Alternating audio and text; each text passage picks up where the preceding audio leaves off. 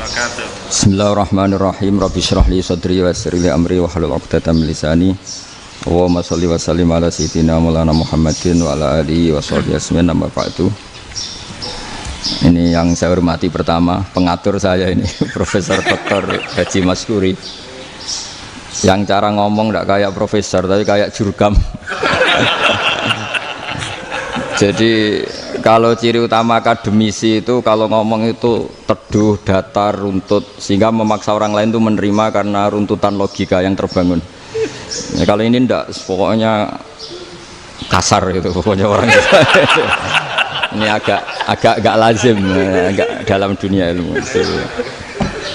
Semua wakil rektor, semua yang hadir yang saya hormati, saya seperti yang dikatakan moderator Pak Sinten, Bapak Anwar, bahwa memang saya tidak boleh terikat sama yang di belakang ini karena ini kayak apa ya, ada satu madhab yang anak-anak Unisma semuanya harus tahu, teman-teman di Unisma, menjelaskan itu tidak lebih baik.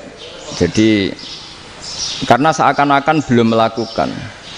Indonesia itu dulu kedatangan Islam itu tidak pernah dipertentangkan antara Islam dan negara, sehingga diskusi itu sudah salah karena para wali itu tidak pernah mempertentangkan Islam dan keindonesiaan atau kebinekaan.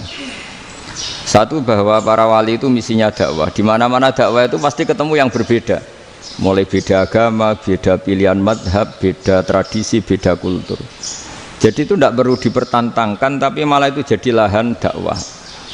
Sehingga kita ini kalau diminta diskusi hubungan negara dan agama malah bingung, memangnya kenapa. Itu seperti dulu zaman P4, saya punya kawan di Jogja, teman saya nulis tafsir Profesor Zaini, itu pernah zaman Pak Erto disuruh sosialisasi P4 di Papua. Apa hubungan Pancasila dan UUD 45? Itu orang Papua jawab, hubungannya baik-baik saja Pak. Sasi P4 di Papua. Apa hubungan Pancasila dan UUD 45? Itu orang Papua jawab, hubungannya baik-baik saja Pak. Sasi P4 di Papua. Apa hubungan Pancasila? Yang unik itu ketika ditanya, ini saya melihat langsung di TV 7 itu, Indonesiaku itu. Ada anak-anak kecil ditanya, bendera ini milik siapa? Bendera merah putih itu. Jawabannya apa? Milik sekolahan Pak. Karena memang milik sekolahan. Itu yang tanya itu kaget. Milik sekolahan Pak. Nah, tentang tema ini mohon dibaca ini langsung start ya, langsung serius, karena tadi sudah kayak jurkam tadi, ini yang langsung khas ilmuwan. Ini sebagai penghormatan saya pada Unisma, ini khas keilmuan. Imam Zuhri adalah gurunya Imam Malik. Ya, saya ulang lagi ya, Imam Zuhri adalah gurunya Imam Malik. Halaman 29. Ini langsung start, saya baca halaman 29. Dan ini terutama yang para punggawa-punggawa ini. Saya baca ya. Ini teks tidak ada yang saya rubah, memang persis seperti ini. Para punggawa-punggawa ini. Ini gurunya saya baca ya. Ini teks tidak ada yang saya rubah, memang persis seperti ini. Para punggawa-punggawa ini. Haitsul taqon nasu. Falam makanatil hudnatu wa wadu'atil harbu wa amanan nasu ba'duhum ba'du wal taqaw fatafawadu fil hadits wal munaza'ah falam yaklim ahadun bil islami yaqilu syai'an illa dakhala fihi walaqad dakhalataini kasanaten mislu man kana fil islam qabla dzalika au aktsar. Terus ini ngomongnya harus santai, nggak boleh provokatif. Begini, kita tahu dalam perdamaian Hudaybiyah itu poin-poinnya itu semuanya merugikan Islam. Di antaranya adalah jika yang Islam masuk kafir harus dibiarkan, karena berarti masuk ke habitat asli. Karena Nabi sebelum jadi Nabi, komunitas pokok itu kafir, sehingga kalau Islam masuk kafir kembali ke habitat. Tapi kalau Islam masuk kafir, kafir masuk Islam itu harus dikembalikan karena dianggap bid'ah. Maka kalau kamu dituduh bid'ah itu tenang saja dulu, Nabi itu ya dituduh ji'ta bidinin muhdas, kamu datang dengan agama yang baru. Cuma agak diteruskan wa kullu muhdatsatin bid'ah wa kullu bid'atin dalalah. Jadi orang-orang kafir dulu kalau ngomentari Nabi, jita bidinin muhdas, kamu datang dengan agama yang apa? Baru. Nabi nurut. Semua perjanjian yang merugikan Islam itu Nabi nurut. Tapi Nabi hanya minta satu hal, jangan ada perang 10 tahun. Dan orang boleh seminar, boleh diskusi tentang Islam. Ya ini dengerin betul ini. Jadi saya tidak akan provokatif, ini pakai logika. Nanti bisa dipakai disertasi doktor. Tapi saya minta orang boleh diskusi, boleh seminar tentang Islam. Akhirnya saat itu juga ada orang yang masuk Islam. Di depan tulisan itu belum kering istilahnya. Datang ke situ namanya Abu Jandal bin Suhail bin Amr. Itu datang ke Nabi, ya Rasulullah saya ini mau masuk Islam. Kata orang-orang kafir, ini pertama Muhammad, kamu komitmen enggak sama perjanjian? Kalau kamu komitmen harus kamu kembalikan. Nabi bilang, ya Abu Jandal kamu kembali ke mereka, ke habitat mereka, yaitu menjadi kafir, di komunitas kafir maksudnya. Akhirnya nangis. Umar, Sayyidina Umar itu mendekati Abu Jandal, kemudian memberi isyarat supaya ngambil pedangnya. Jadi syaratnya wong ini baca ora wis. Maksudnya orang-orang kafir. Tapi Abu Jandal nggak mau. Singkat cerita akhirnya kembali ke komunitas kafir. Tapi yang dikatakan Imam Zuhri cara analisis ini nggak bisa pakai provokatif, harus pakai analisis. Innama kanal qitalu haitsul taqon nasu. Yang namanya perang itu menjadikan orang tidak berpikir jernih. Ini poin yang diambil oleh Rasulullah. Kalau dibahasakan Nabi curi kesempatan, maksud Nabi dikatakan mencuri, meskipun itu hanya bahasa ya. Enggak mungkin lah kita bahasakan seperti itu. Saya ulang lagi ya. Kenapa ada perang berkesinambungan sampai tahun ke-8 Hijriah? Mulai tahun kedua ada perang Badar sampai tahun 8 Hijriah itu perang terus. Nabi sama orang kafir perang terus. Akibatnya apa Pak Profesor? Namanya perang itu ya nggak kau bermikir. Pokoknya agar ketemu Islam perang, Islam ketemu kafir perang, nggak kau bermikir. Padahal Islam itu bisa diterima oleh akal sehat, harus lewat diskusi, lewat pengamatan, lewat pemikiran, lewat pengendapan berpikir. Makanya Nabi tahu ini masalah besar. Kalau orang perang terus, itu gak kau bermikir Islam, tidak sempat diskusi tentang Islam. Makanya Nabi hanya minta satu poin. Oke, perjanjian ini saya turutin semua, tapi saya minta orang kafir semuanya boleh mendiskusikan Islam, boleh seminar tentang Islam. Mereka bilang iya, pada pikiran mereka kan diskusi paling piye. Ternyata betul, ada diskusi. Terus temanya gini, kira-kira bener di Muhammad Abu Jahal. Terus Tuhan Muhammad sama Tuhan Abu Jahal itu keren mana? Diskusi. Tuhan Muhammad itu khaliqus samawati wal ardi, yang menciptakan langit bumi. Sebagaimana kampanyenya Muhammad. Ya mereka masih jangkar bilang Muhammad. Kalau Tuhan kita, ya berhala itu yang kita bikin, yang kadang rusak, yang kadang kudanan, terus lemutan, pokoknya terus diskusi. Kita kok bener pengirannya Muhammad. Terus Muhammad Abu Jahal. Mulai dhisik Muhammad itu ratau bodoh nih. Mulai dulu Muhammad tuh gak pernah bohong. Abu Jahal, waduh, wis bodoh nih ngongkonan. Wis ribet kan? Dan semua diskusi itu mengarah ke kebenaran Islam. Akhirnya ngomong kafir sing tokoh-tokoh yo cara Jawa yo. Wah, semane jebule masalah ini kan. Artinya gini, kalau kita ingin Indonesia damai, sebenarnya yang untung itu Islam. Karena Tuhan yang menciptakan langit dan bumi tentu gak akan diperbandingkan atau akan dikalahkan oleh Tuhan yang lahirnya saja sudah di bumi. Misalnya kita menjual Tuhan Allah, siapa itu yang menciptakan langit bumi, yang ada sebelum langit bumi? Bandingkan dengan Tuhan yang lahirnya di bumi, ada tanggal lahirnya, ada aktenya, itu kan sudah ribet kan? Begitu juga kalau memperbandingkan tokoh. Muhammad itu siapa? Tokoh yang bisa menyatukan pan-Arabik, tokoh yang begini-begini, yang sayang istri, sayang keluarga. Dibandingkan dengan tokoh Abu Jahal, Abu Lahab yang corong jauh penggaweannya yang ngerugikan orang lain. Akhirnya orang itu mulai tertarik sama Islam. Makanya kata Az-Zuhri pakai bahasa dulu, falam yaklim ahadun bil Islam. Tapi kalau sekarang yang populer itu bahasa yatakallam.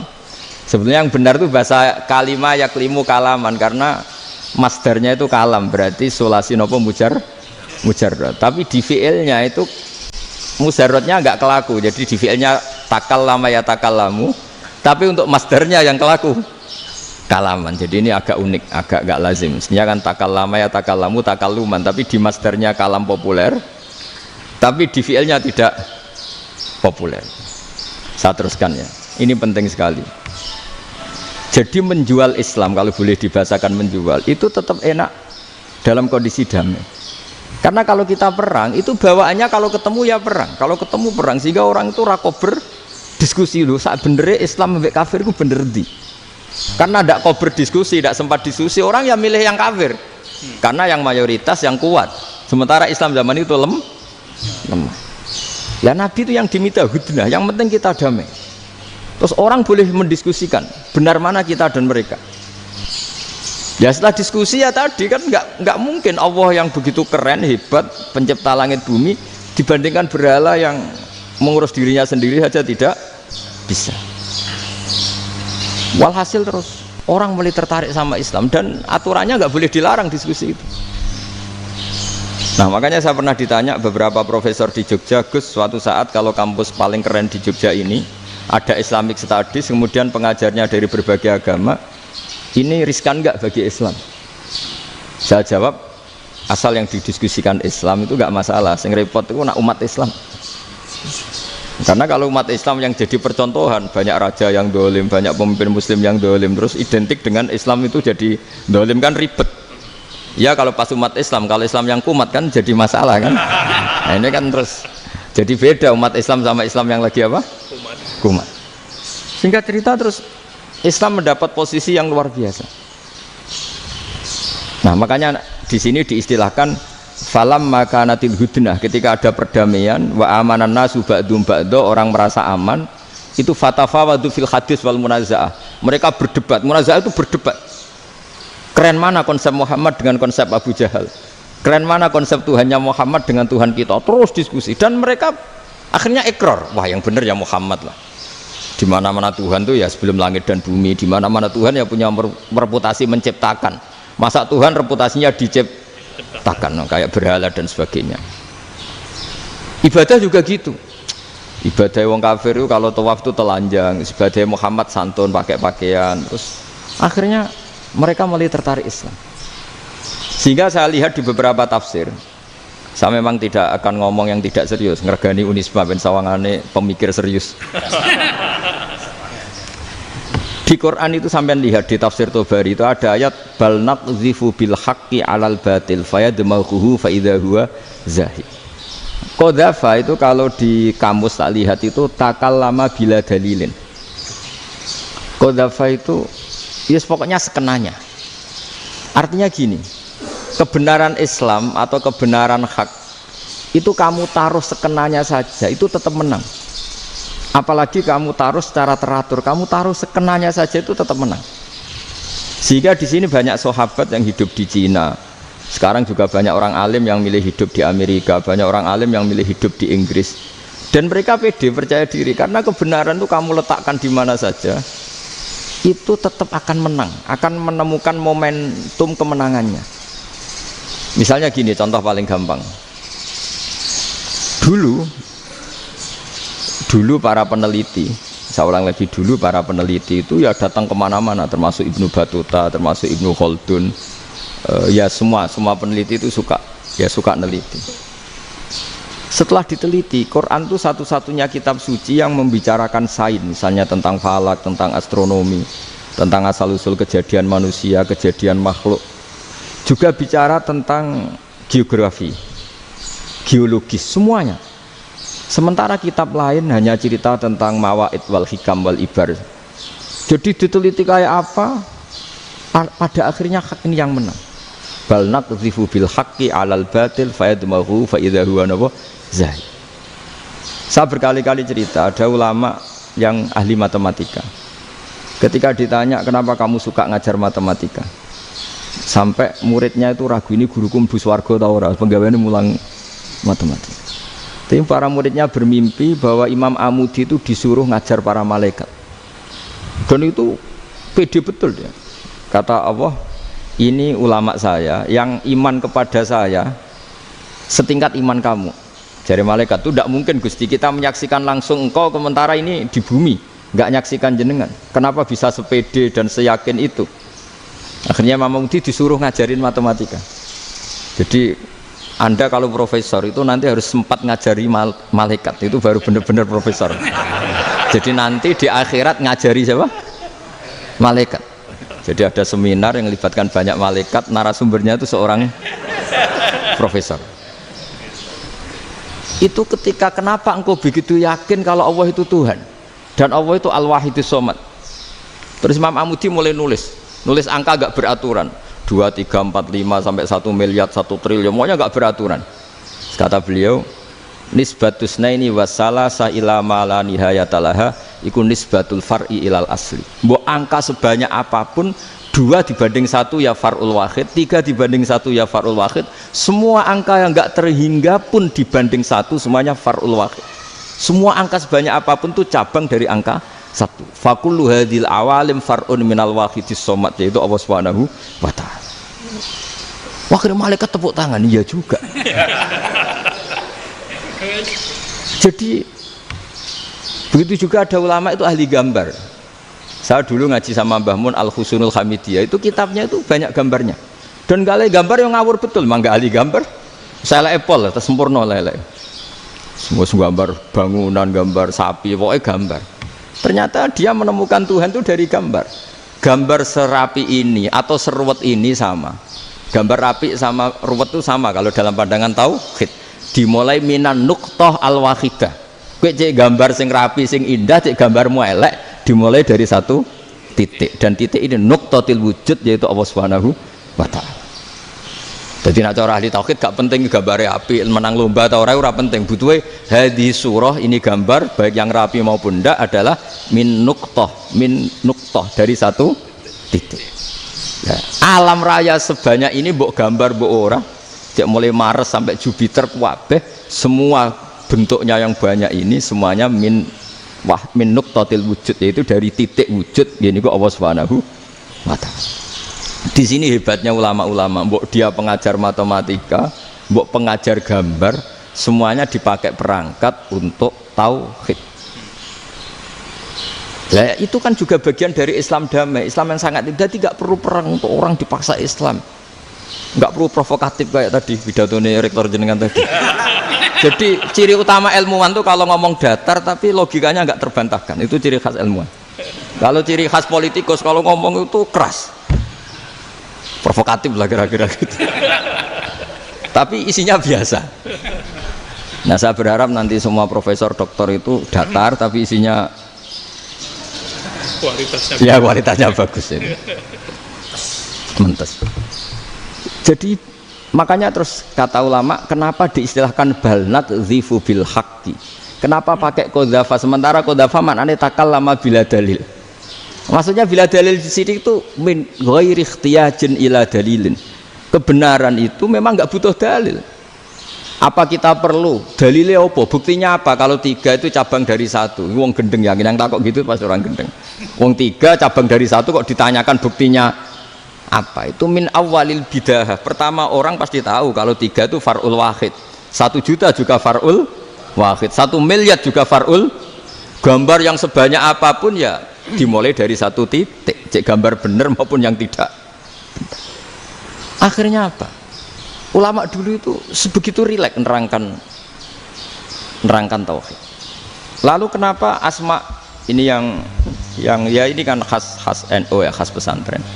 Sebenarnya saya keberatan pakai istilah khas NU, pakai khas pesantren karena NU itu anaknya pesantren, jangan dibalik pesantren anaknya NU, karena sebelum ada NU itu ada pesantren.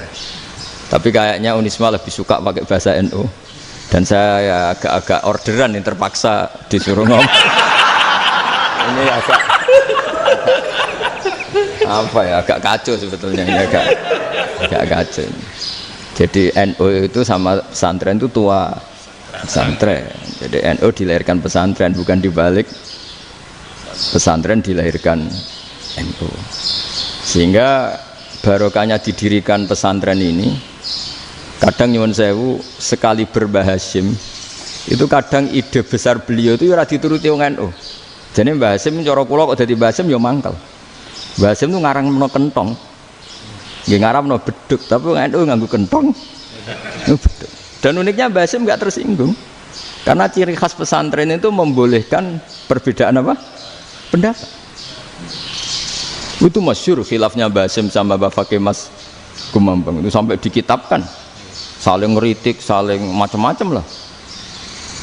Jadi cara berpikir Mbah Hasim ketika Nabi rembukan, ini gimana ya cara menentukan waktu sholat ya? Ya pakai kentong ya Rasulullah, dzakalin nasoro itu untuk orang Nasrani. Ya pakai buk itu trompet, dzakalil Yahud itu untuk orang Yahudi.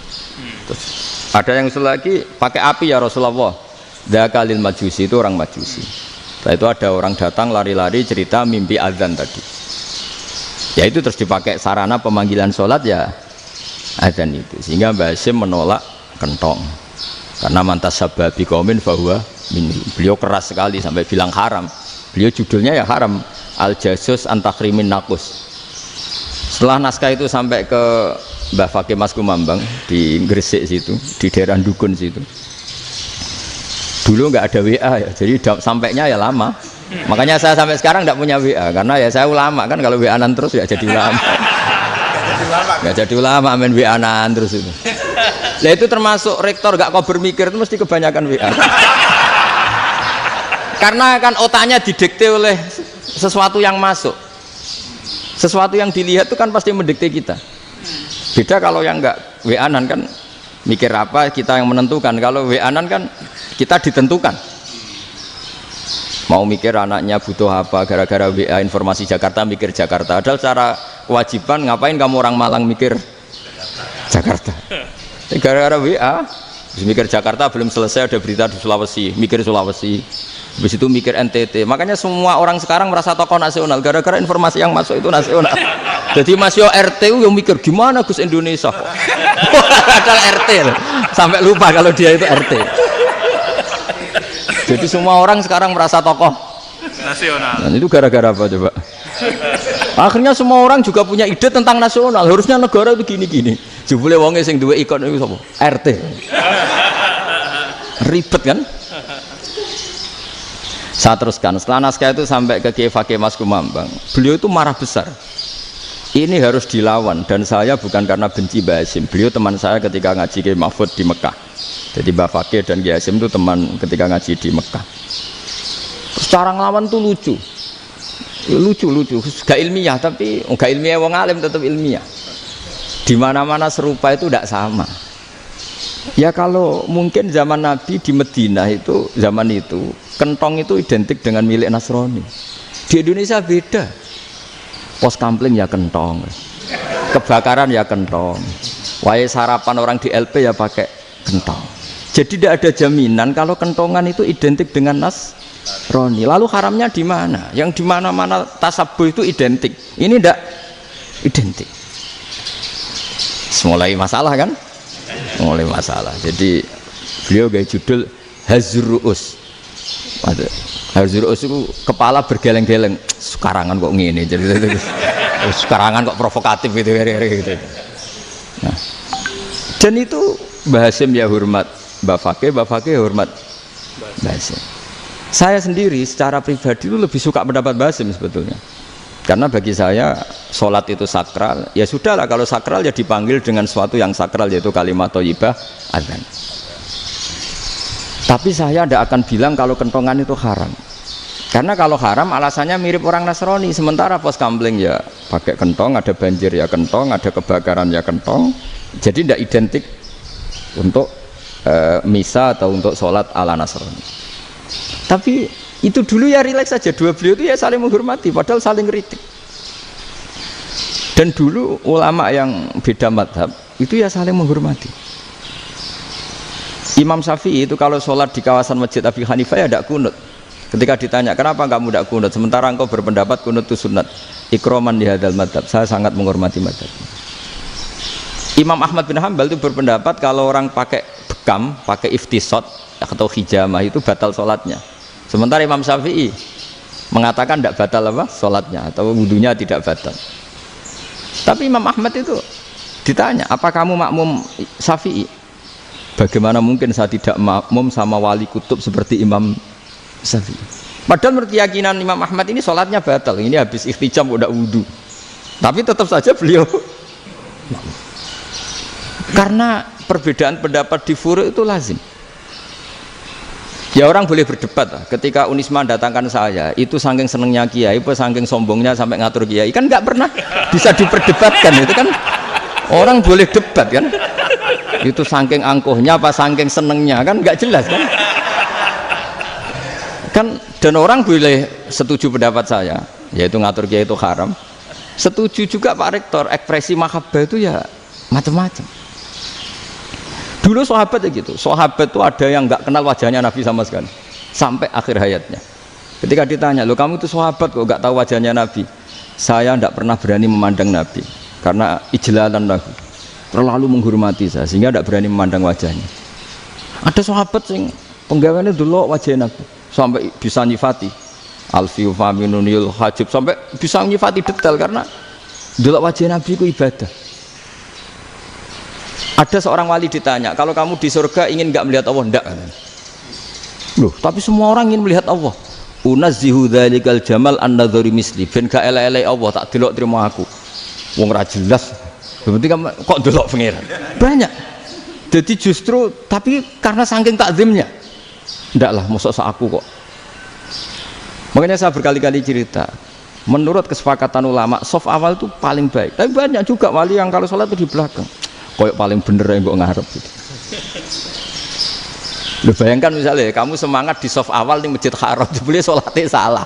Itu dari malaikat gaya nih gue ngarep, jebule raro. Ini di sini wong, jebule bodoh gitu. Gaya nih gue ngarep, jebule. Coba orang kalau sowan Mbah Mun, yang berani di depan itu kan ya ketuanya atau jubirnya kan, yang merasa tidak pati pinter-pinter kan mesti di pojokan. Artinya sudut pandang seperti itu ya sah saja, apa? Sah saja. Makanya banyak sahabat yang jarang sowan Nabi, alasannya takut ganggu Nabi. Banyak yang sering sowan Nabi, alasannya seneng Nabi. Yang sowan ya seneng Nabi, yang enggak sowan alasannya seneng. Loh, Nabi itu tokoh, punya keluarga, punya anak. Kalau saya sering sowan berarti sering ganggu. Yang sering sowan dia alasan ini khazanah kita harus istifadah. Jadi zaman dulu dia biasa dua sahabat, yang satu milih mahabbah itu milih sering sowan, yang satu juga mahabbah milih tidak sering. Karena pertanyaannya bisa dibalik kan, sering sowan apa sering ganggu coba. Nabi Abedar, assalamualaikum. Nabi nimang cucunya, assalamualaikum. Ayo bener yang sowan apa bener yang enggak kalau seperti itu. Akhirnya terus diatur sedemikian rupa oleh Quran. Walau annahum sabaru hatta takhruja ilaihim lakana khairal lahum. Jadi sahabat kalau mau sowan Nabi ya nunggu di Sufah. Kalau Nabi keluar berarti milik publik, sekali masuk ke dalam tidak ada sahabat yang berani sowan. La tadkhulu buyutan Nabi illa ayyudzana lakum. Kalau soal sampai masuk dalam harus nunggu dipanggil. Karena sekali Nabi masuk dalam itu milik privat keluarga, milik istrinya, milik cucunya, milik keluarganya. Jadi Nabi sekali keluar ke ruang itu berarti milik publik. Itu terus jalan tengah. Karena kalau langsung masuk, bayangkan saya itu sering menyaksikan. Mbah Mun habis ngaji 2,5 jam ngaji Jalalain. Baru masuk, assalamualaikum. Padahal yai mungkin mau ke kamar mandi, mau ini itu. Jadi dulu itu Quran sangat modern. Sebelum ada dokter ngatur tamu, rektor ngatur tamu itu Islam sudah modern. Dia kan nggak fair kan? Misalnya saya ke Unisma harus janjian pakai ini, terus kalau misalnya kesini selonang-selonang kan lucu kan, mentang-mentang kiai terus juga sowan-sowanan selonang-selonang. Padahal kalau kita mau ke mereka pakai protokol. Sering tidak fair dunia ini, tapi karena aku kiai oleh gelo ya sudah. Akhirnya saya memutuskan gak gampang kemana-mana karena itu. Saya sering didatangi ajudannya menteri, Gus mau ada tamu dari Jakarta tanggal ini, mesti saya dengan mereka milih tanggal yang mereka kosong. Kok tidak mikir apa saya pas itu kosong? Tak jawab enggak lah, sebelum diatur bahasanya dan tawaduknya gitu. Akhirnya dibalik, datang lagi, Gus jam jenengan kosong apa kita menyesuaikan. Lah aku lagi di akhlak kata saya. Itu baru punya akhlak katanya. Bukan masalah ini, bukan masalah gengsi ya. Saya sendiri itu dolan ke alumni itu jarang karena ya takut Kiai kan yo nganggur jam 09.00 nganggur, jam 10 nganggur. Bisa saja alumni itu kerja di pabrik, bisa saja yang latihan ekonomi di pasar. Sehingga kalau saya datang jam 9, iki kiai sing nilai santri ini, apa kiai sing ganggu santri. Nah karena orang ini melakukan rutin gak kok berpikir, pokoknya ngono jenenge silaturahim. Mau nyerah kok berpikir, padahal kalau diangen-angen ini kiai yang nilai santri ini, apa kiai yang ganggu santri ini karena datang di jam kerja. Nah, bayangkan kalau kebenaran dulu itu dikawal oleh satu peradaban perang.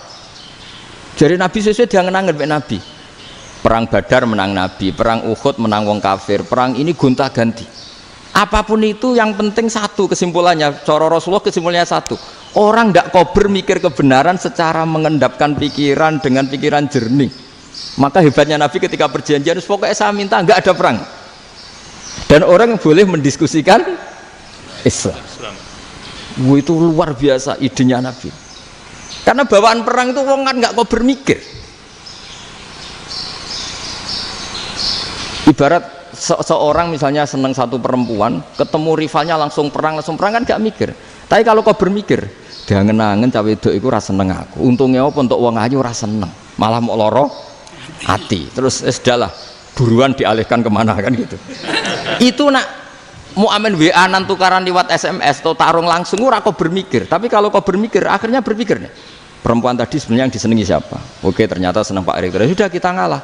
Karena tidak ada nikmatnya kan menikahi perempuan yang sama sekali tidak mencintai kita. Tapi kalau nak kau berpikir pokoknya diprovokasi, wah kue kalah mbek A, kue kalah mbek B. Pikirannya kan ojo sampai kalah. Bareng wis menang ternyata ada lah. Nah, bayangkan Islam itu seperti itu dulu, dipertarungkan. Wong Islam tuh dinu aklin. Agama yang diterima dengan akal sehat, tapi sekarang ukurannya perang. Yang menang berarti benar, yang menang benar. Kan terus jadi repot. Itu Nabi tidak ingin, makanya Nabi ingin sudah lah, nggak ada perang. Nah, makanya kata Imam Zuhri, fathul Islam terbaik adalah orang boleh diskusi tentang Islam dan tidak ada perang. Lagi-lagi penting, tidak perang itu penting, silmun itu penting, perdamaian itu. Setelah tidak ada perang, akhirnya fatafawadu fil hadis wal munaza'ah, orang boleh diskusi apa saja, termasuk boleh adu polemik. Konsep satu Tuhan dan Tuhan banyak diperdebatkan. Akhirnya Nabi secara rileks bisa menjelaskan, Muhammad, urusan kita banyak, kalau Tuhannya satu tidak cukup, Tuhan harus banyak untuk menyelesaikan berbagai urusan. Ada Tuhan bagi rektorat, bagi ya, macam-macam kan. Ada Tuhan untuk ngurusi utang, ngurusi BPKB, macam-macam. Terus kata Rasulullah, enak saja Nabi jawabnya. Ya kalau kamu punya majikan banyak, perintahnya beda-beda, kamu mangkel enggak, bingung enggak? Ya susah mat, kalau majikannya banyak, perintahnya beda-beda, kita jadi repot. Senang mana? Senang majikan satu. Ya sudah, Tuhanmu itu majikan kamu, kalau Tuhannya banyak, perintahnya macam-macam, kamu yang repot. Akhirnya ya sudah mat, Tuhannya satu aja. Nah, itu ya barokahnya diskusi tadi, barokahnya enggak perang. Daraballahu mathalan rajulan fihi syuraka'u mutasyakisuna wa rajulan salamal lirajul hal yastawiyani masalah. Terus alhamdulillah. Jadi orang yang paling kafir pun saat itu taslim. Nah, ini kembali ke kalimat la ilaha illallah. Saya tidak perlu provokatif, pasti teori saya itu benar. Bukan saya bilang benar itu karena sombong, enggak. Ini sesuai teks. Misalnya begini. Benar enggak kelompok takfiri yang suka ngafirkan orang lain? Itu pasti tidak benar. Logikanya gampang. Orang yang kafir 70 tahun saja dengan melafadzkan la ilaha illallah menjadi muslim. Masa dengan kalimat yang sama yang muslim menjadi kafir? Itu logikanya kan nggak ketemu. Orang kafir 70 tahun untuk menjadi muslim disuruh baca apa? La ilaha illallah. Tapi gara-gara baca la ilaha illallah nyekel patok jadi kafir. Pertanyaannya, loh ini kalimat apa? Kalimat untuk mengkafirkan apa kalimat untuk mengislamkan? Karena yang kafir dengan kalimat itu menjadi Islam, ternyata yang Islam dengan kalimat itu menjadi kafir. Itu ketemu nggak? Cara logika itu kan nggak ketemu kan? Makanya cara pikirannya Abul Hasan Asyadzili, dan saya setuju pikiran itu. Istighfar ini boleh orang Jawa Timur protes karena kadang beda manhaj, tapi jangan protes saya, protes Abul Hasan Asyadzili kualat mesti sampean. Ketua Torekoh napa? Sadiliyah. Cara madzhab Sadili, dan Anda boleh berbeda madzhab, mencari khasnya wong kampus wani beda. Beda kapasitas lah, pokoknya butuhnya beda. Dan ketok pinter, ketok kritis tuh. Cara madzhab Abdul Hasan Asadili itu gini Pak Rektor. Jadi istighfar itu baik. Tapi ba'da kamali tauhid, setelah tauhidnya itu benar. Alasan beliau masuk akal. Ketika ada ayat fa'alam annahu la ilaha illallah wastaghfir li dzambik. Bihadil kalimah. Jadi orang boleh istighfar itu setelah tauhidnya benar. Alasannya Abdul Hasan Asadili begini. Qulil ladzina kafaru iyantahu yughfar lahum ma qad salaf. Katakan kepada mereka yang kafir, sekali mereka tidak kafir, maka otomatis dosanya masa lalu diampuni. Pertanyaannya, yang bisa menghentikan kekafiran itu kalimat apa? La ilaha illallah. Dengan hanya melafadzkan la ilaha illallah Muhammadur Rasulullah langsung yughfar lahum ma qad salaf, langsung dosanya diampuni. Berarti yang menjadi pengampun dosa lah, penyebab pengampunan itu apa? La ilaha illallah. Itu bahkan orang kafir belum istighfar. Di ayat itu kan Allah gak mensyaratkan setelah la ilaha illallah istighfar baru diampuni, enggak. Asal la ilaha illallah langsung yughfar lahum ma qad salaf. Saya ulang lagi ya, jelas ya. Jadi kulil ladzina kafaru iyantahu yughfar lahum ma qad. Nah, sekarang iyantahu, mereka berhenti dari kafirnya. Syaratnya pakai apa? La ilaha illallah Muhammadur, itu langsung yughfar lahum ma qad. Artinya apa? Ghufranullah itu bisa didapat hanya dengan mujarrodut tauhid, yaitu hanya dengan melafadzkan kalimah thayyibah. Dan sahnya istighfar juga berdasar kalimah thayyibah itu. Misalnya gini, orang kafir sebelum Islam melafadzkan astaghfirullah, astaghfirullah, astaghfirullah, kira-kira diterima enggak? Enggak kan? Karena syaratnya istighfar ba'dat tauhid. Nah, makanya dalam madzhab Sadili istighfar itu setelah la ilaha illallah. Karena cara pandang ya seperti itu. Jadi fa'alam annahu la ilaha illallah wastaghfir li dzambi. Jadi dengan kebenaran tauhid saja ini sudah cukup kita insya Allah layak diampun. Karena innallaha la yaghfiru ayyusyraka bihi wa yaghfiru ma duna dzalika liman yasha. Jadi orang yang tauhidnya benar itu bisa diampuni Allah asal tauhidnya benar. Itu Allah ngendikan liman yasha wa yaghfiru ma duna dzalika liman yasha. Dawe Imam Suyuti walam yakun liman yastaghfir. Jadi orang yang bertauhid secara benar meskipun gak sempat istighfar itu tetap potensi diampuni. Karena bawaan tauhid itu sudah menjadi layak diampuni. Kayak orang kafir sekali ngelafadzkan kalimat tauhid mbok gak istighfar langsung diampuni.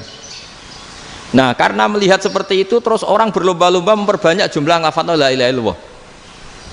Jadi kita yang alim, kita semua, saya tidak bilang saya, kita termasuk yang di pinggir-pinggir saya ngaku alim nggak masalah lah soalnya. Kita semua yang alim-alim itu tahu bahwa la ilaha illallah itu super, sudah bawaannya tauhid, juga punya kelayakan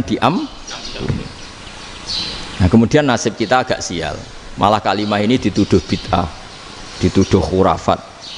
Mergo Nabi nggak pernah tahlilan, Nabi nggak pernah. Nabi gak pernah tahlilan, kalau diartikan Nabi ratau maca la ilaha illallah, aneh gak kalimah itu. Nah, ini provokatif ini. Jadi ini sudahlah keanehan-keanehan ini kita terima karena ciri utama wali, ciri utama ulama itu wa'udhu fisabili, harus pernah disakiti.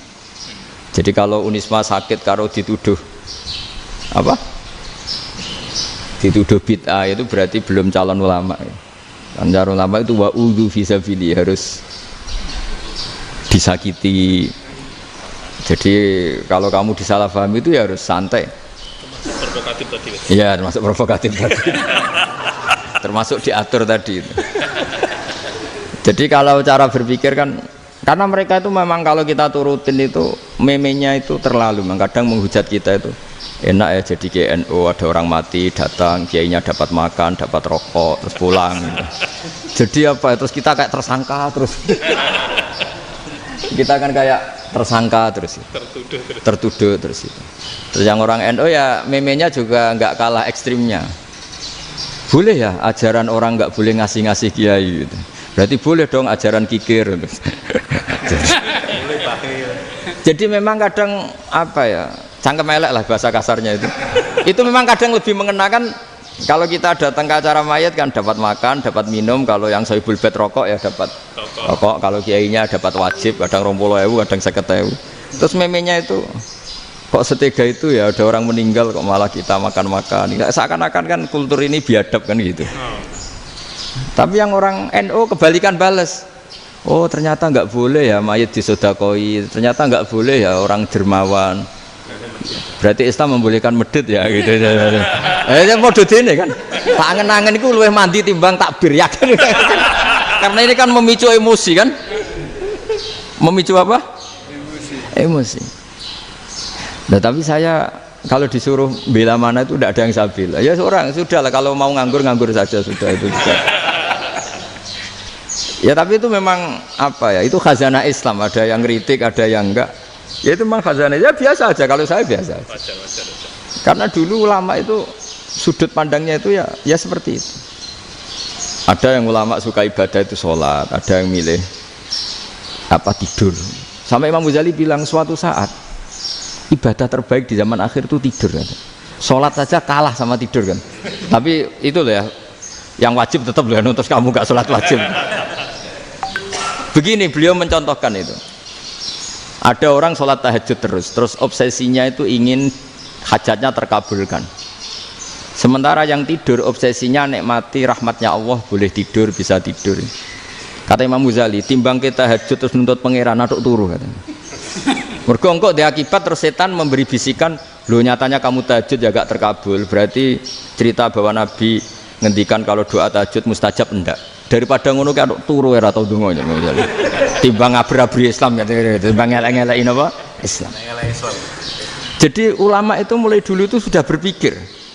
Banyak orang menjadikan tahajud sholat malam itu media untuk hajatnya. Dan kalau gak kesampaian ini mutung.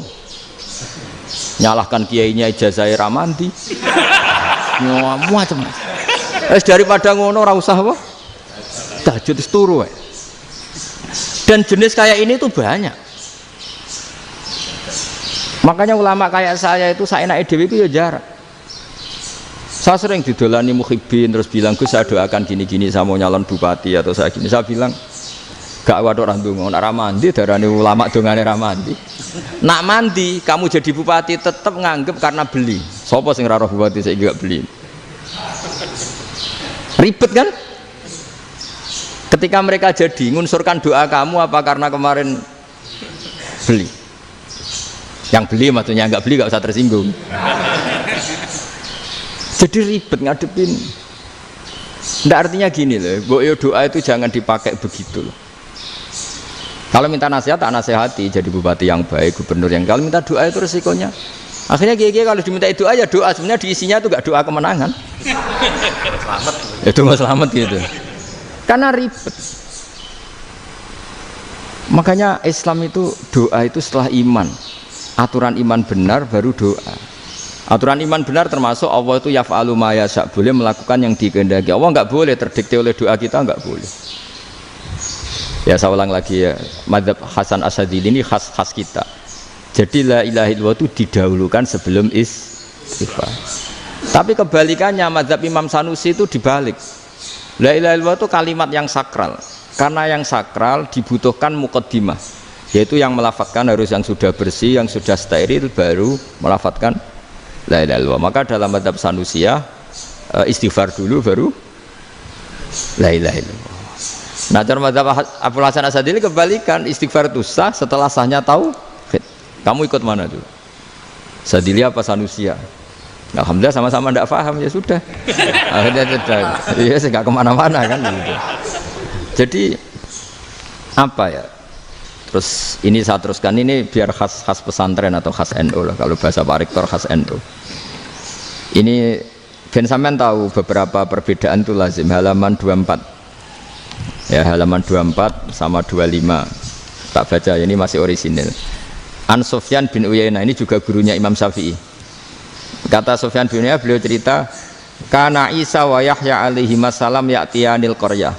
Fayas'alu Isa an syirari ahliha. Wa yas'alu Yahya an khiyari ahliha. Jadi Nabi Isa dan Nabi Yahya itu satu generasi, sama-sama masih muda. Kalau di satu kampung yang Nabi Yahya tanya, ini keluarga terbaik siapa? Saya mau nginap di situ karena kumpul orang baik itu nyaman. Kalau Nabi Isa kebalikan, keluarga terburuk mana ya? Saya tak di situ. Nah terus Akhirnya faqala lahu Yahya, lima tanzilu ala syirarin nas. Kenapa kalau kamu bermalam kok malah kumpul orang-orang yang nakal? Innama ana tabibun udawil mardo. Saya ini nabi, barat dokter. Di mana-mana dokter yang ngumpuli yang sakit, ngobati yang sakit. Makanya di NU itu ya banyak kiai jazab mengumpuli yang nakal-nakal. Nak tepak yang ngentas yang nakal, nak ora tepak ya katut. Ini adu nyali lah sudah gitu. Tapi itu ada ilmunya, yaitu niru Nabi siapa? Isa. Kalau kamu dokter penelitian tuh cari daerah yang banyak pandemi apa yang bersih? Yang banyak pandemi, karena yang namanya penelitian ya di situ kan. Kalau kamu dakwah ngentas kemiskinan, ke daerah miskin apa daerah kaya? Nah sama, kalau ngentas kefasikan ke daerah fasik apa daerah orang soleh? Fasik. Ya, tapi itu Nabi Isa. Nah kalau kamu tidak Nabi kan potensinya kan ngantut itu. Tapi setidaknya bahwa kita sering disalahkan karena punya beberapa tokoh yang ngancani fasik-fasik, itu sebenarnya ada dalilnya, yaitu Nabi siapa? Isa. Nah terus masalah tegas dan lunak. Ketika ada mahasiswa misalnya pacaran, boncengan lanang dan perempuan, itu pilihan kita apa? Kalau tegas, terus gak mau mendengar kita. Misalnya gini, contoh gampang, tak beri contoh Pak D. Jangan orang tua, nanti secara fikih itu beda. Nah ini kan kita orang pesantren, nah, biasa ngaji fikih detail. Kamu Pak D seorang perempuan, mahasiswi misalnya, sering pacaran. Setiap ke situ sama pacarnya kamu diam saja. Padahal kamu dosen keislaman. Mesti pawanaan kamu nyimpulkan, ternyata pacaran itu tidak apa-apa. Buktinya Pak D itu tidak negur, menengahi. Ini berarti as-sukut alal mungkar. Tapi kebalikannya, Pak D ini terkenal keras. Nak rono mesti radiaku ponaan. Akhirnya yura rono. Mesti ngerti nak mesti diamuk. Nah, dua orang ini sama-sama gagal kan? Yang lunak menjadikan ponakannya pacaran terus karena enggak negur sehingga dikira membolehkan. Sing keras juga enggak sempat bina wong rono era wani. Akhirnya dua orang ini sama-sama enggak ketemu, sama-sama enggak berkesempatan membina kan? Gagal membina kan? Karena yang keras ponakannya enggak pernah situ, berarti enggak bisa bina kan? Yang lunak membiarkan berarti juga ada bina. Nah, Islam itu antara dua itu.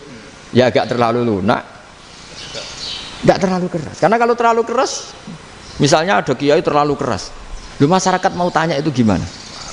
Lari kan? Lu saya ini punya pengalaman pribadi. Saya ini kan kecelok orang alim. Itu kalau pernah ya saya itu berusaha ya pokoknya ya umumnya orang alim lah. Tenang, terus anteng, enggak gejlok-gejlokan. Itu enggak ada yang tanya. Saya mimpi ketemu beberapa ulama itu disalahkan. Terus umat saya kalau mau tanya itu ke siapa? Wong alim wis wibawa, meneng tambah banget wibawane. Bala Quran sering gojlok rektor macam-macam. Terus wong wanita kok, saya biasa ke pasar pandangan dicegot orang. Gus, putri saya itu sering keluar darah tapi melebihi batas haid gini-gini. Kalau badhe sowan jenengan, gak usah sowan ning kene mbek ngadeg-ngadegan. Terus tanya, yang haid berapa hari, Gus?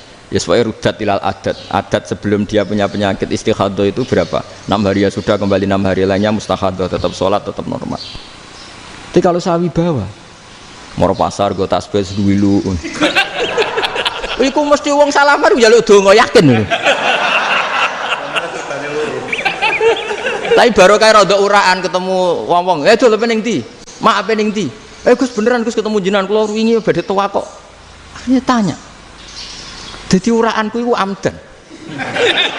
Lha nek sampean asli iki asli uraan. Karena ndak uraan lah tetap ndak wibawa kan. Jadi baru kayak uraan itu ya banyak. Saya itu kalau ngantor di Jogja itu banyak orang yang tanya. Ya biasa tuh tanya macam-macam. Karena saya uraan. Ke pasar ya orang, bahkan di bis sering ketemu orang. Wah beneran Gus kalau badhe sowan jenengan badhe tanya ini. Ya sudah di sini aja. Jadi semua itu diilmoni. Nah, Nabi itu punya sisi yang dua-duanya jalan. Memang beliau luar biasa, dipilih Allah yang luar biasa. Nabi ketika wibawa itu banyak sahabat yang bahkan mengenali wajahnya aja tidak bisa. Ka'anna ala ru'usihim at-tayr. Bayangannya seakan-akan di kepalanya itu ada burung yang takut terbang, saking antengnya. Tapi Nabi sekali mengeluarkan job, sekali santai, itu sahabat tanya itu sampai yang nggak pantas ditanyakan. Nabi saat tadi kumpul istri saya, tapi tidak inzal itu wajib mandi ndak. Aro'aita law anna ahadana ya'ti imro'atahu walam yunzil. Itu ya ditanyakan. Nabi mun kumpul mboten saged inzal sepundi. Guys metu lagi. Terus ya ada yang tanya macam-macam. Ya saking ada sahabat dipanggil Nabi tambah lari, dipanggil lagi tambah lari. Panjenengan nyeluk, oh pas kula kumpul bojo kula. Lah kula kuwatir jenengan orang suci, saya belum mandi, makanya saya lari. Nabi ngendikan innamal mukmin thahir, ya nak masalah ketemu kiai ra apa-apa ijek junub. Sementing kok nak salat ya adus sik. Tapi Nabi sekali pakai madzahirul jalal, tapi pakai wibawanya, itu orang nggak berani ngomong. Tapi sekali Nabi rileks, itu orang bisa tanya apa saja, termasuk halal yang nggak pantas. Lalu ada sahabat itu tanya lucu, tanya Maimunah. Maimunah itu ya cantik tapi sudah agak tua lah. Maimunah, ya umal mukminin, hukumnya ngambung bojo pas Ramadan ubi. Wah gak roh aku, gak tahu diambung kan Nabi pas Ramadan. Tanya Saudah, wah malah orang arah diambung. Kalau Saudah itu kan istiwa itu. Lucunya istrinya jawab, tanya Aisyah yang mungkin Nabi, iya yang mungkin tanya Aisyah. Itu yang usul ya istrinya Nabi Maimunah. Selalu Aisyah, tanya be Aisyah. Ya Amirul ya umal mukminin gini-gini. Wah Aisyah yang cantik masih perawan kan. Qabbalani Rasulullah bahwa oh Nabi biasa ngambung-ngambung pas Ramadan dan beliau tetap puasa. Akhirnya fakih ngarang kan wa takbil fi Ramadan wa tublah la tubtilu shauma ngambung ora. Iku ya udah biasa di sini. Ya nasi bojone ayu.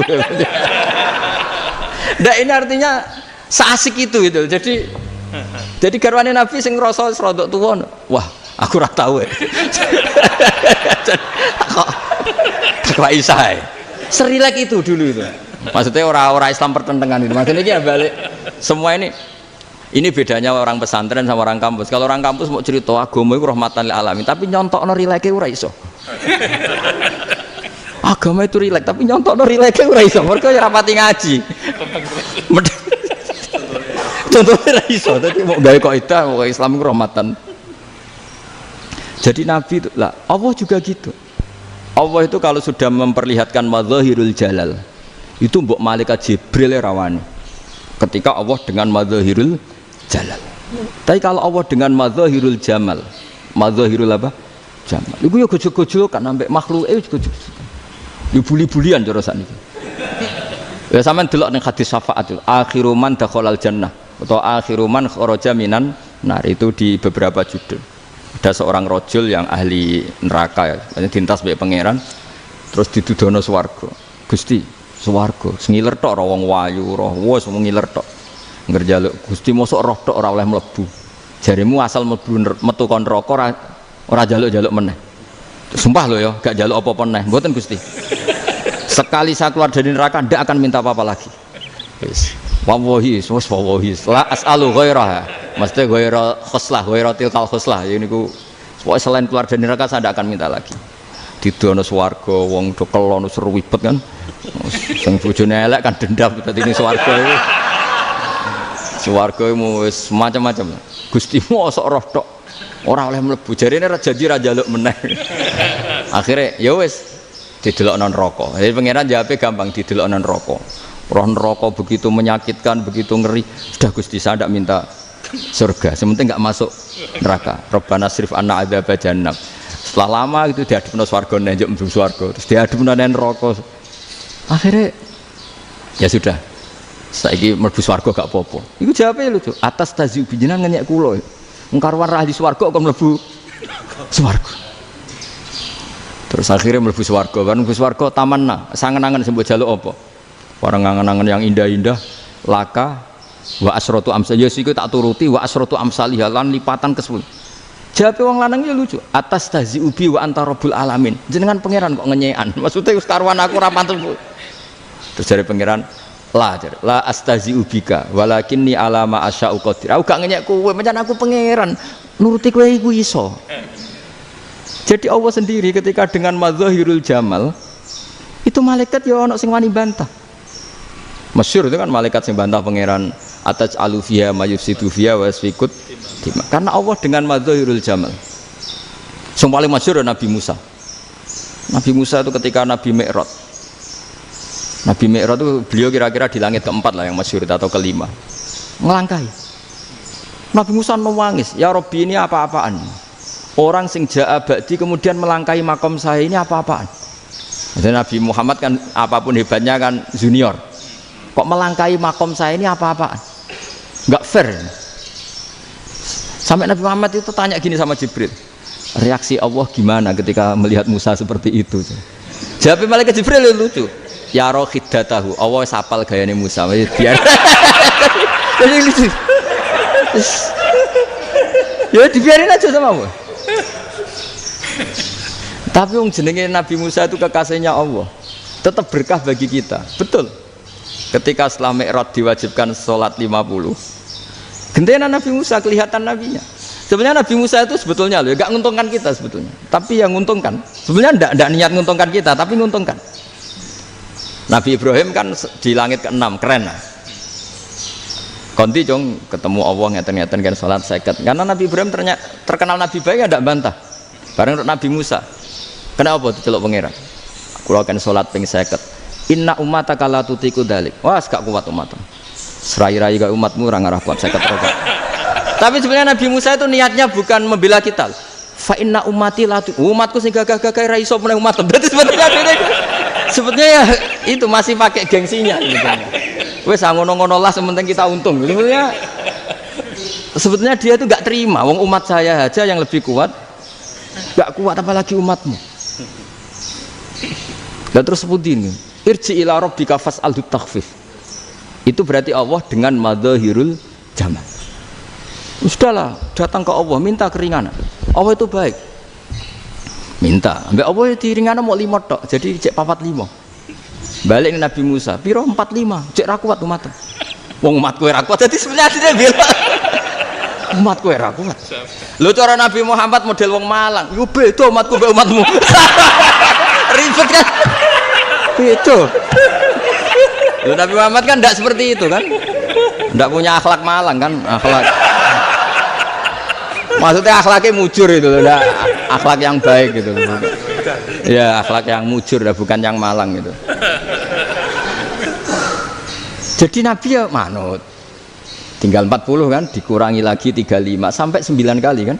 Masyhur itu. Ya kan kalau dikurangi 55 kan berarti turun naik kan? 9 kali. Itu setelah 5 itu Nabi Musa aja usul masih ragu. Itu cara Nabi munggah nentek.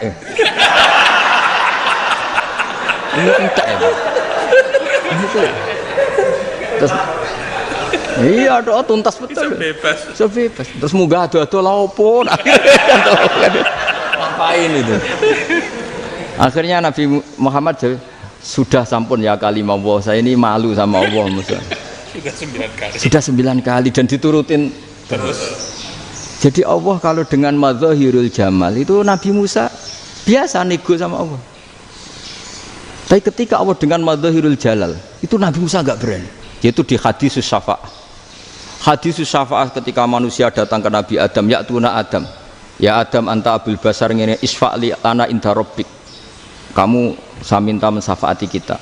Nabi Musa, Nabi Adam inna rabbi qad ghadibal yawma ghadaban lam yaghdab qablahu mislah wa la yaghdab ba'dahu mislah.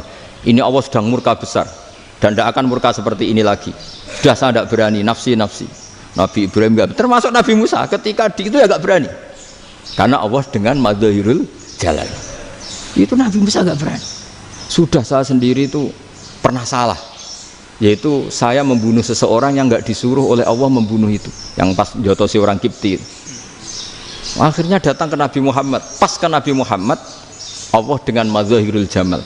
Apa dengan madzahirul jamal sampai Kanjeng Nabi ngendikan analah saya akan memintakan syafaat kalian. Terus fa ahmadu rabbi bima hamida allamaniha rabbi. Saya muji Allah dengan pujian-pujian yang orang lain tidak tahu, hanya saya yang diajari, kata Rasulullah. Ya di sini menurut banyak ulama termasuk kitab yang saya baca, kenapa Muhammad sebagian namanya Ahmadu? Itu dari af'al tafdil fa Muhammadun Ahmadu min ghairihi. Muhammad Rasulullah itu kalau muji Allah di atas cara mujinya nabi yang lain. Jadi Ahmadu bukan dari fi'il mudhari' lil mutakallim tapi dari af'al apa? Tafdil. Fa Muhammadun Ahmadu min ghairihi. Bahwa Kanjeng Nabi Muhammad sallallahu alaihi wasallam itu cara mujinya Allah di atas pujian para nabi. Makanya di sini Sayyid Ali Zainal Abidin kalau muji hamdal hamidin wa fauqa hamdil hamidin. Jadi pujian saya ini di atas rata-rata cara mereka apa? Memuji. Yaitu sirinya apa? Nabi itu tahu bahwa akhirat tidak bisa batasi Allah. Kamu tidak bisa nyemprit Allah. Allah, ini akhirat loh. Amal sudah tidak manfaat. Ingat itu. Tidak bisa seperti itu. Allah itu nggak bisa tunduk sama konstitusi yang bernama akhirat. Artinya Allah meskipun di akhirat tetap duwe hak yaf'alu ma yasa atau yaf'alu ma yurid. Nggak bisa kamu terus wah ini akhirat amal ra iso dikirim wong mati, amal ra iso dikirim. Yo pangeran kok mbok atur. Kalau kita yang mengirimkan tidak bisa, tapi kalau Allah tetap bisa. Makanya ada kiai mengatakan kodok qadar ora iso dirubah, itu kamu. Makanya ada seorang kiai ditanya, kodok qadar ora iso dirubah sekali dicatat selesai. Jadi kiai tadi, tapi nak Allah iso. Dalile apa yang huwa ma yasha wa yusbit. Nak Allah ya iso, sing ra iso kan kita. Nah, Nabi itu tahu betul meskipun akhirat itu Allah masih bisa dinego saking baiknya. Akhirnya Nabi sujud, masyhur itu terus, ya Muhammad irfa' ra'sak wasal tu ta' wasatu safa. Semat sirahmu angkat, kuwi apa tak turuti. Terus semenjak itu Nabi minta apa? Syafa. Artinya apa? Ketika Nabi lain berpikir bahwa akhirat ini membatasi amal karena sudah Nabi tahu betul kalau Allah tetap Allah yang nggak terbatas kekuasaannya, nggak terbatas rahmatnya juga saat di akhir. Makanya disebut fa Muhammadun Ahmadu min wirihi. Makanya wa mubasyiran bi rasuli ya'ti mim ba'di ismuhu Ahmad. Jadi makanya terus banyak GNU sing macam-macam lah. Sing ana sing potongane wedi terus hati-hati. Niku berarti makome Madhahirul Jalal. Ana sing amen guyon nek makome Madhahirul Jamal. Ana sing ra jelas ngene iki, sing ra jelas. Nak guyu buanter kok nangis kok buanter. Jebule urusan utang. Lah ini sudah yang udah. Jadi makanya yang rileks saja. Sebenarnya agama ini santai, rileks karena agama ini harus bifarohin wasururin. Enggak boleh agama ini dibawa dengan kekerasan, dengan antisosial. Karena agama ini harus kul bi fadlillah bi rahmati fa bidzalika falyafrahu, harus senang, harus rileks. Makanya saya jadi kiai itu senang takutnya gini. Sekali saya tidak senang jadi presiden buruk. Ternyata jadi wong alim ra enak, itu contohnya. Sampai merengut terus uripe susah, nanti orang tidak berani jadi orang alim. Makanya saya buktikan bahwa saya lebih bahagia dibanding rektor. Nanti orang ingin jadi rektor semua, ingin jadi orang alim. Saya pernah ketemu sekian rektor di Jogja, tanya, Gus, kenapa jenengan bela-belain pesantren sampai segitu? Kan keren kampus NU, sekarang ada Unisma, ada NU Jogja, ada NU Jepara gini. Tak bilangin gini, sampai rektornya itu istighfar. Saya bilangin gini, ini sekaligus tak kasih tahu ini rektor Unisma ini. Tak bilangin gini, andai kan tidak ada kiai kayak saya itu Islam bisa tutup. Kok bisa, Gus? Misalnya ada perempuan haid faqal adat. Itu kalau untuk tahu hukumnya haid daftar dulu ke Unisma. Daftar dulu kan? Setelah daftar nunggu pelajaran haid. Baru tahu haid setelah 3 tahun dari masalahnya. Gitu. Tapi baru kayak kiai ketemu saya di jalan, Gus anak kula nu haid ngeten-ngeten mboten normal, hukumnya piye? Oh, hukumnya ngene dibalekno ning adat. Ora usah registrasi, ora usah daftar. Jadi ya harus ada istighfarnya lah. Unisma juga harus istighfar, semuanya harus istighfar. Karena ada sisi yang nggak mewakili kebutuhan Islam. Tapi saya sebagai kiai juga istighfar. Karena fakta hukum mengatakan yang boleh jadi KUA yang jabat, yang boleh kemenak yang punya gelar. Dan ini yang mengawal Islam secara undang-undang karena mereka yang bikin. Nah, karena kiai tidak punya gelar tidak bisa jabat di situ. Saya juga istighfar. Jadi tidak sampai entuk yang istighfar. Karena yang kebutuhan ini terwakili yang punya gelar. Tapi yang punya gelar juga harus istighfar tadi. Mosok kepen roh hukum haid ngenteni kuliah se. Ngentek itu aja nanti nunggu guru yang pas mata pelajaran itu. Ya, terus kapan dekne salate wong jawabannya belum ketemu. Tapi baru kayak saya kan ketemu di jalan tanya. Terus saya sering ketemu. Gus, saya ini bapak angkat. Mau nikahkan putri saya, itu gimana itu kalau cerita wali sebenarnya anak saya sok, kalau nggak cerita nggak sah karena saya bapak angkat. Itu banyak. Hanya tak akali ya sudah wali yang sebenarnya taukil pada hakim tanpa diketahui, tapi hakikatnya itu taukil hakim. Itu kan tidak gampang. Nah, tapi kalau tanyanya di kampus, registrasi dulu, daftar dulu, baru tahun berapa ada pelajaran itu. Semester 5 baru tanya. Iya kan? Semester 5 ya? Iya. Oh, itu kan. Jadi jangan kira terus sistem Unisma itu yang terbaik di dunia, tidak juga kan? Tidak juga. Dan sistem-sistem yang lain maksudnya ada. Tapi sistem kiai loh, Mbah Mun juga sering pesen saya, kowe kudu seneng pegawai negeri. Piye-piye sing jaga agama pegawai negeri. Kemarin pas acara 7 harinya Gus Roba sama matur itu di depan para kiai. Setelah saya jadi kiai ya itu nyata. Islam di Papua, di NTT yang bawa siapa? Dokter negeri, ya kan? KUA negeri. Barokahnya mereka negeri dijamin negara kan? Barokahnya Muslim berkebutuhan Islam. Akhirnya bikin musola di situ, bikin masjid. Bahkan di Korea Utara itu ada masjid bawaan duta besar, karena banyak duta besar Muslim berkebutuhan masjid. Yang bisa gini itu yang negeri apa yang swasta? Negeri lah. Di sini kiai tidak mewakili semua kebutuhan apa? Islam. Tapi kampus juga enggak, kampus Islam sekalipun tidak memenuhi semua kebutuhan Islam tadi. Masa orang tanya kan nunggu semester berapa tadi? Semester 5 masih daftar dulu. Nunggu pelajaran itu. Payahnya pas ketemu dosennya, wong saya tidak pernah kan ribet kan? Dosennya cowok gitu. Jadi sudahlah, makanya ini. Iya, makanya ini kan bentuk kearifan lah. Jenengan ngakui fungsi kiai kayak saya itu bentuk kearifan. Saya juga ngakui jenengan ini butuh kearifan. Saya sering didolani KUA itu. Itu rata-rata ya didikan kiai. Kompilasi hukum Islam itu banyak ya, janda cantik. Contohnya harus cantik, kalau jelek nggak mungkin terjadi kan. Ada janda cantik kebetulan suka kawin tapi takut zina. Saya ulang lagi, suka kawin tapi takut.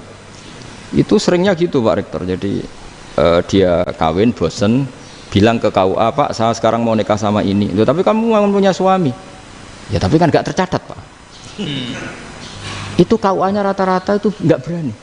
Meskipun nggak tercatat, karena secara fikih meskipun nggak tercatat tetap dia seorang perempuan yang bersuami, maka nggak boleh nikah sama orang lain. Jadi coba kalau nyun sewu KUA hanya ngikuti hukum formal, yang penting di catatannya nggak punya suami, ya dinikahkan saja kan. Tapi mereka enggak, karena didikan kiai nggak berani. Artinya gini, kalau hanya pro hukum catatan sipil, maka ini dinikahkan bisa karena nggak tercatat. Tapi secara hukum santri nggak bisa dong menikahkan perempuan sing dadi zaujin yang punya suami. Nah, ini barokahnya kerjasama yang baik. Jadi di masyarakat itu tertanam didikan kiai, nggak boleh nikahkan perempuan yang bersuami. Tapi di KUA ngikuti hukum formal. Dan di Indonesia itu KUA itu rata-rata konsultasinya ya sama kiai. Sehingga ya nggak berani akhirnya, meskipun aku udah mlebu rokok mbak, gak iso. Dan itu banyak. Seorang lagi ya, makanya ini kan pesantren itu nggak boleh mati. Orang kiai-kiai kayak saya nggak jelas-jelas itu harus lebih jelas lagi. Karena ini yang on time, yang online, yang siapa saja bisa tanya. Saya itu SMS saya itu nggak punya HP WA. HP jadul itu SMS-nya tiap hari tak berapa. Orang yang tanya dari Kalimantan, dari Aceh. Gus, di kampung saya ada masjid 2 itu yang Samana, ada yang dari orang perkotaan. Gus, di perumahan baru ada masjid, yang Jumatan baru orang 12, sah enggak? Ya langsung saya jawab, sah. Dalilnya ini. Ya sudah. Nah, tapi kata Imam Syafi'i gini, harus orang 40, itu madzhab Syafi'i, dalam madzhab yang lain gini-gini. Itu kalau tanya rektor itu kan ribet. Masuk ajudan dulu, asisten dulu, panjang.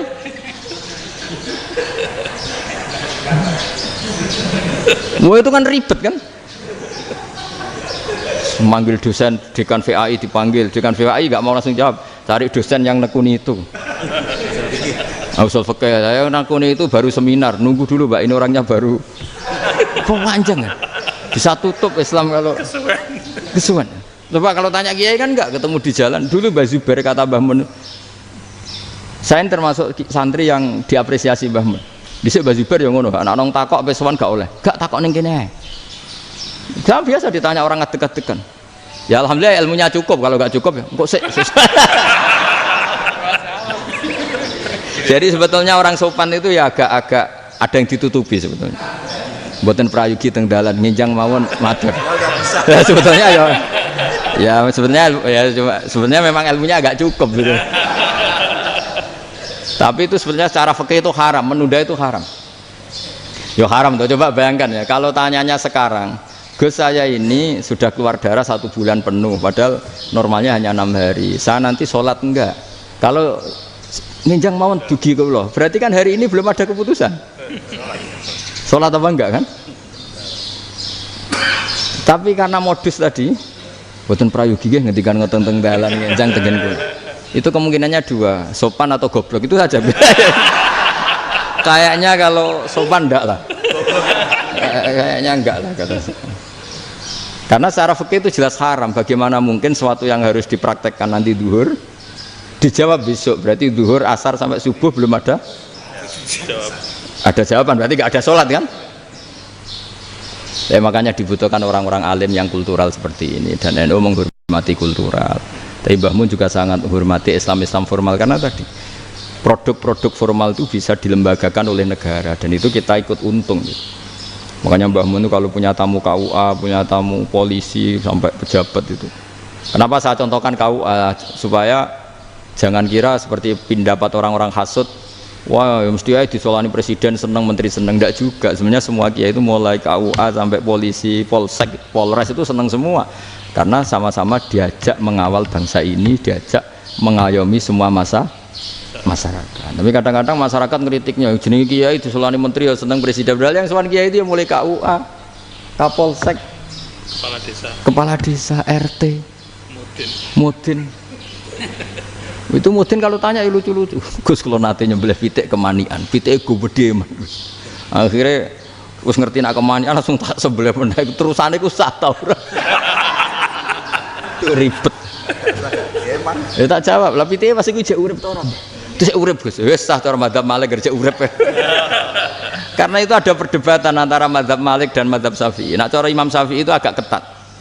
Hewan yang punya kehidupan sudah mutharibah, misalnya ayam jago, contohnya harus jago, karena kalau ayam kecil diikhlaskan haram. Jadi yang cilik wae kan gitu. Fikih itu ya, fikihnya orang Indonesia itu pecundang. Kalau ayam kecil nggak ditanyakan, matek ra wis. Kalau jago, jago ditabrak truk kejet-kejet. Andai kan nggak disembelih pun mesti mati. Itu cara mazhab Syafi'i itu haram. Karena penyembelihan ini tidak menjadi penyebab kematian, tapi memang karena kecelakaan tadi. Tapi cara mazhab Imam Malik enggak. Andai kan nggak disembelih, matinya kan 2 menit lagi atau 1 menit lagi. Andai kan nggak disembelih, berarti mati sekarang itu bawaan peso apa bawaan kecelakaan? Ya sudah halal gitu caranya. Nah akhirnya ya saya bilang ya sudahlah kita semuanya mati. Jadi cara debat, cara Imam Syafi'i enggak, cara berpikir itu sudah tidak kehidupan yang normal, yang dimana-mana penyembelihan itu mematikan yang hidup normal. Jadi agak ketat. Jika dalam contoh kemanian, kalau dalam bahasa Jawa nyembelih agak sempurna terus pesonya jatuh atau apa itu, kalau pakai mazhab Syafi'i agak kesulitan. Jadi kalau mazhab Malik asal diselesaikan secara fauron, dan juga sebagian mazhab Syafi'i itu halal. Nah orang mesti tanya gitu, Gus, wedhusku tabrak truk, man Gus kejet-kejet. Tapi nak pitik cilik ra ditakokno. Makanya termasuk kritiknya Mbah Mun, tapi ini mazhabnya Mbah Mun ya, kamu boleh ikut boleh ndak, karena ini urusan ndak penting. Dewe wong-wong lucu, nak ditakoki yuyu muni haram mergo amfibi.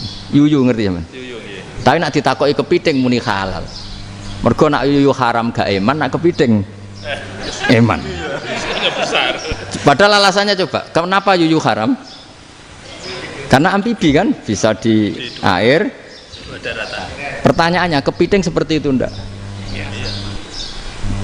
Nah, tapi kepiting kalau haram kan eman.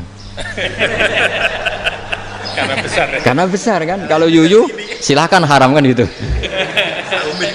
Artinya apa?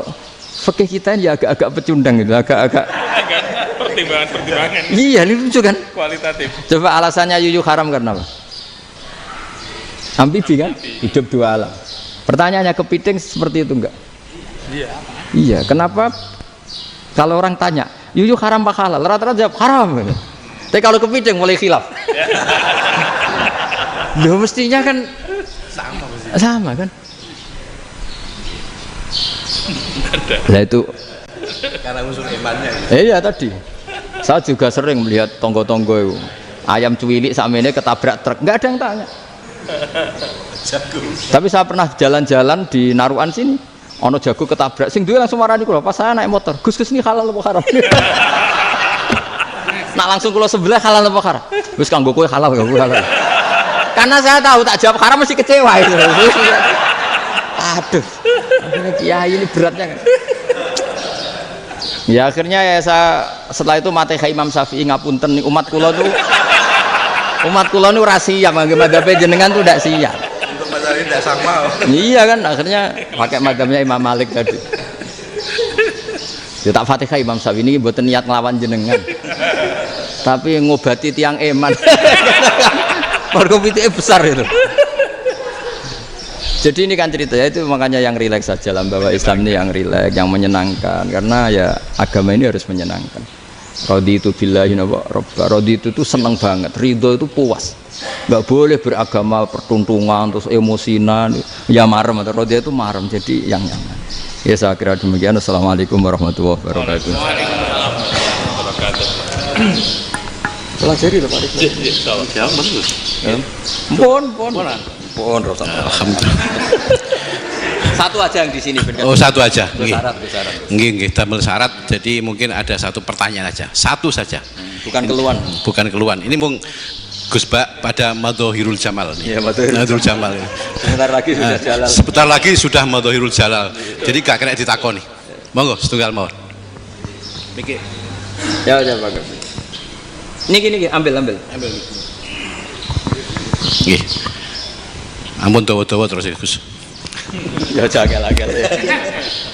Assalamualaikum warahmatullahi wabarakatuh.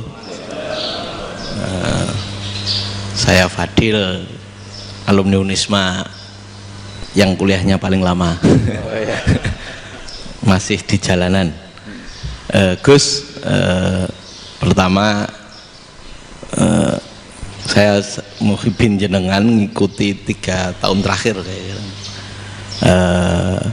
Sepertinya ketika Mbah Hasyim Asy'ari hadir di tahun 1900-an sampai mendirikan itu kok suasananya sama seperti Gus Baha hadir di tengah-tengah situasi genting Indonesia ini. Saya kira yang memunculkan nama Gus Baha di banyak media online yang saya amati itu malah awalnya dari kelompok bukan kita gitu.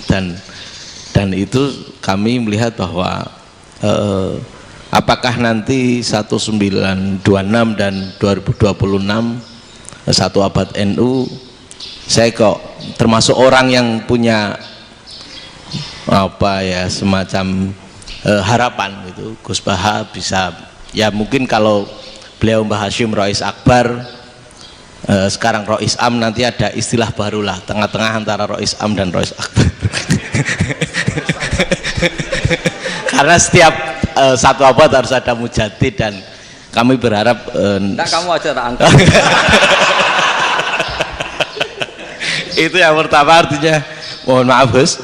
Yang kedua soal saya termasuk orang yang cukup iskal dengan peristiwa Nabi, kalau banyak disebutkan itu kisah Nabi Khidir Khodir yang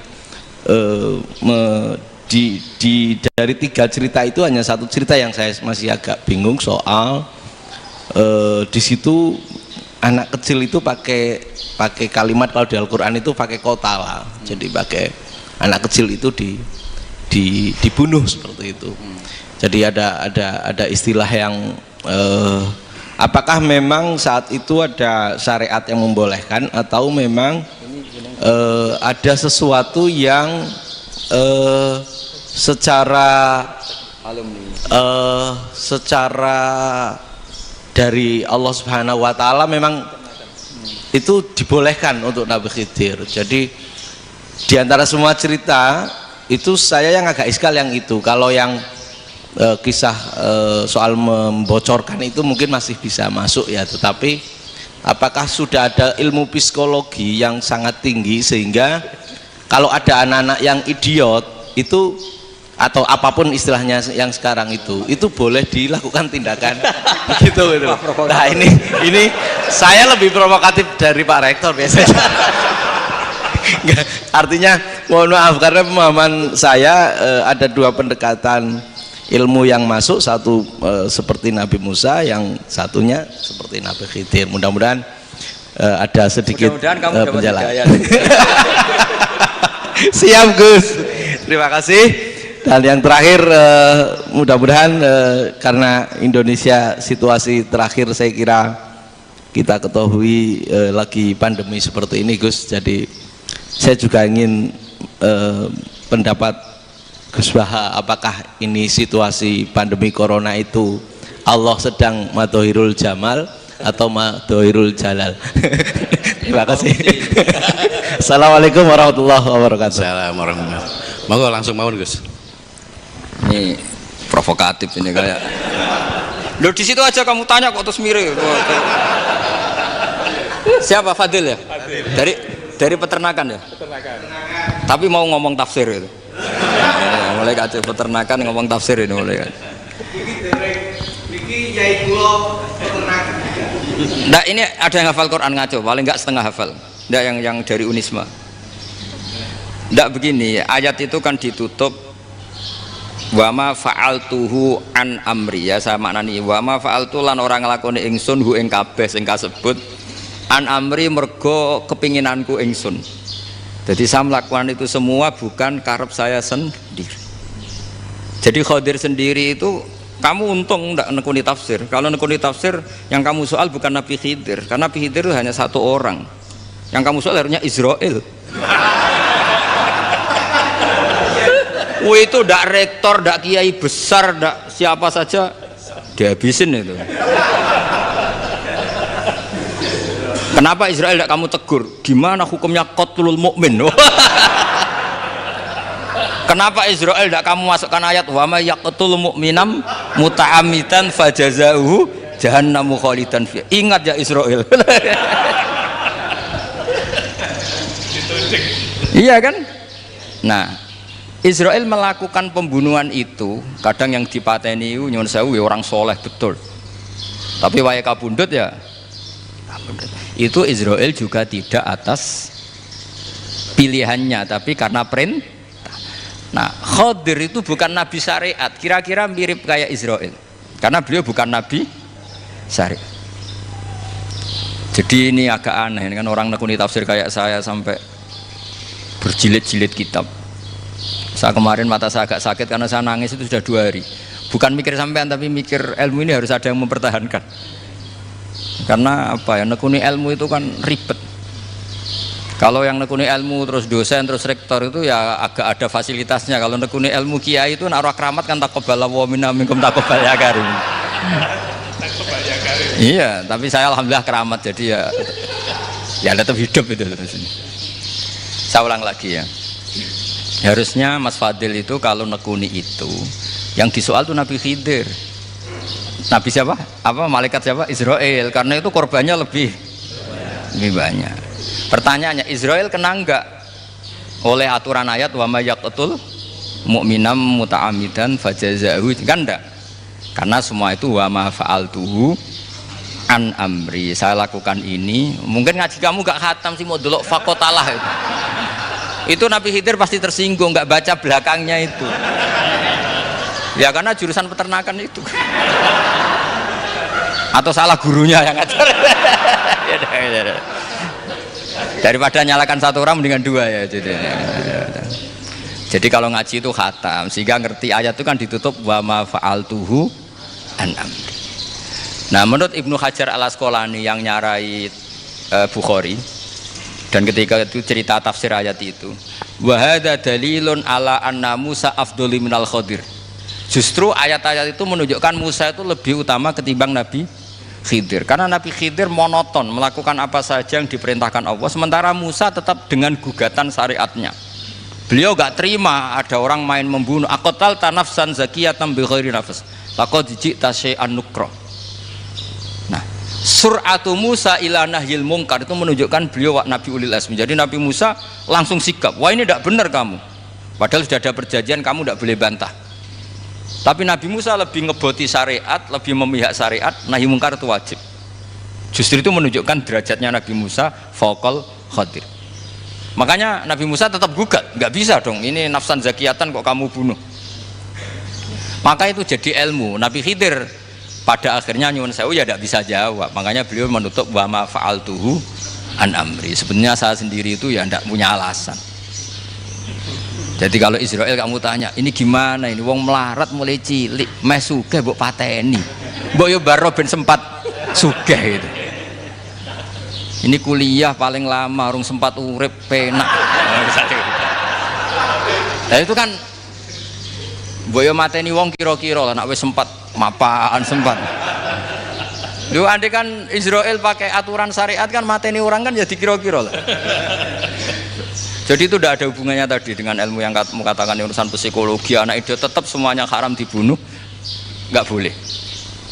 Ya jadi tetap. Makanya ini pentingnya ngaji khatam itu tadi. Jadi pada akhirnya Nabi Khidir itu ada punya alasan, hanya ngendikan wa ma fa'altuhu an amri. Pada akhirnya yang paling pokok yaitu semua ini saya lakukan saya sendiri itu tidak tahu karena perintah. Jadi untung kamu gak nyual Nabi Israel. Kalau nyual diinjem ribet kan. Ini orang tadi pas seminar Gus Bak ngeritik saya. Wah. Jadi itu pinter kamu, yang kamu soal Nabi Khidir ya, jadi enggak itu. Ya kalau nyoal Israel resiko tinggi itu, resiko tinggi. Tapi yang jelas gitu ya, makanya tradisi pesantren seperti ini harus terus karena yang punya tradisi khatam. Saya tuh kalau ngaji kitab udah khatam tuh tersiksa karena tadi kadang-kadang yang depan-depan tuh tidak jawabannya di belakang ya tadi wa ma fa'altuhu an amri. Dari kata wilu malam tasti alaihi sobro. Jadi ya sudah kira-kira seperti itu. Wajar kamu tidak sabar, wajar kamu tidak itu. Memang saya sendiri sebenarnya nggak paham itu. Jadi ya, cara bahasa Jawa deh. Wajar saya kira paham. Wajar aku deweku ya ora paham. Aku ya mau ngelakoni gitu. Jadi sebetulnya sama-sama ada itu kan. Ini jenis wa ma fa'altuhu an amri. Dah ya. Ya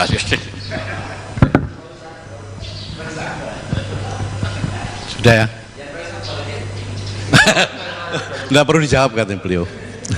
Baik Bapak Ibu semuanya yang saya hormati, dan saya tidak harus menyimpulkan karena kalau menyimpulkan malah itu mendukuri ulama kan itu nggak tawadhu lagi malah itu khawatir kualat kalau. Baiklah mungkin hanya kita tutup dengan berdoa yang dipimpin oleh Gus Bah. Nggih betul napa-napa, dan setelah itu nanti kita foto bersama nonton. Al-Fatihah. Alhamdulillahirabbil alamin. Ya na'budu wa nasta'in.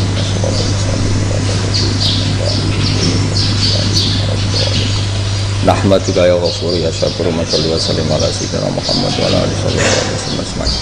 Allahumma ij'alna mutawassina fika mutahabina fika mutabadilina fika mutanasirina. Waj'alna ya Allah mimma yaj'aluka samadana wa maqsudana. Fardo anna ya Allah lakal hamdu idza radita lakal hamdu fa'ta ridha lakal hamdu hatta tarda la nufsi thanana alaika anta kama atita ala nafsi. Allahumma ya ilahana bi jail basir Muhammad sallallahu alaihi wasallam ij'alna ya wa min khiyari ummati ij'alna mimman yuqimu hadzal din wa mimman yakhtumuhu wa yansuruhu. Waj'al ya Allah himmatana fi hadidar ila kalimatika al-ulya fi ilmika wa fatimika as-salamah wal afiyah fid dunya wal akhirah. Rabbana atina fid dunya hasanah wa fil akhirati hasanah wa qina adzabannar. Sallallahu alaihi Muhammad sallallahu alaihi wasallam. Subhana rabbika rabbil izzati amma yasifun wa salamun alal mursalin walhamdulillahi rabbil alamin. Bismillahirrahmanirrahim. Matur suwun sanget Gus Bah, dan alhamdulillah kita bisa melaksanakan acara pengaji pagi ini sesuai dengan jadwal. Dan saya sebagai pembawa acara atau etok-etok moderator, mohon maaf bila mana ada kesalahan dan khilafan. Terima kasih. Wassalamualaikum warahmatullahi wabarakatuh. Berikutnya selamat datang di Universitas.